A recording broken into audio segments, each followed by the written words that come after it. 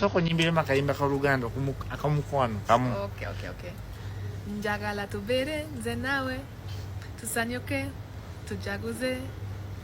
abole kaba nenga munange ntandise n'akatambi wali akabayindi engeri gye bayimbyemu oluyimba lwa Rema Namakula Lowoza Kunze munange ate wali Rema Namakula naye n'akakwata n'akateeka ku peegi ye wali wonna nenga ka tradinze wali okamala nenga sinaba kubeera nga nkuwa katambi kano munange ate abayindi kakati ngenda sooka ate nkuwe wali ate ebifaananyi bya Spice Dan amazaalibwa ge munange wali amalungi era nga bwekiti ate bwekitambudde naye nga n'omukyala Rema Namakula bambi wali amusindikidde wali obubaka munange nga amwagaliza amazaalibwa amalungi kosa ate n'abayimbi abalala omulinga Palaso kosa n'abayimbi ate munange wali ab'ettabu wali ab'enjawulo nnyo bamwagaliza munange ate amazaalibwa amalungi era nga bwe tulabaawo Spice Dana alutereddeyo wali ebifaananyi bambi mu buto kuviira ddala nga Spice Dana bambi nga ayagala nnyo ekintu kya music era nga okuva ku olwo munange okutandika ebiseera ebyo ate n'akitandikira ddala paka kati wali nga ali mu kikubira ddala paka nakati nga ate akyakikonera ddala wali wonna naye nga amazaalibwa ge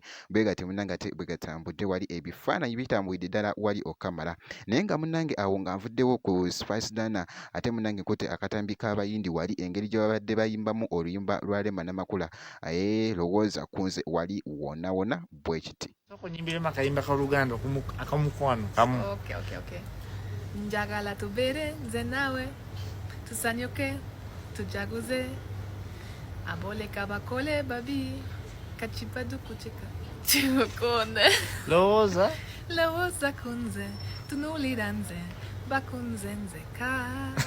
Lowoza Kunze ulira nze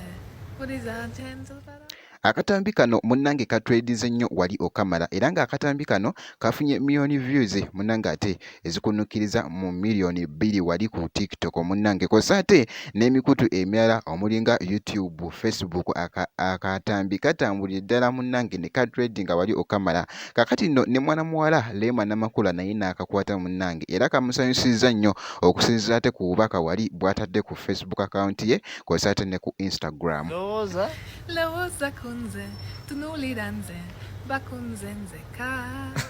Lowoza Kunze ulira nze uliza ntenzo para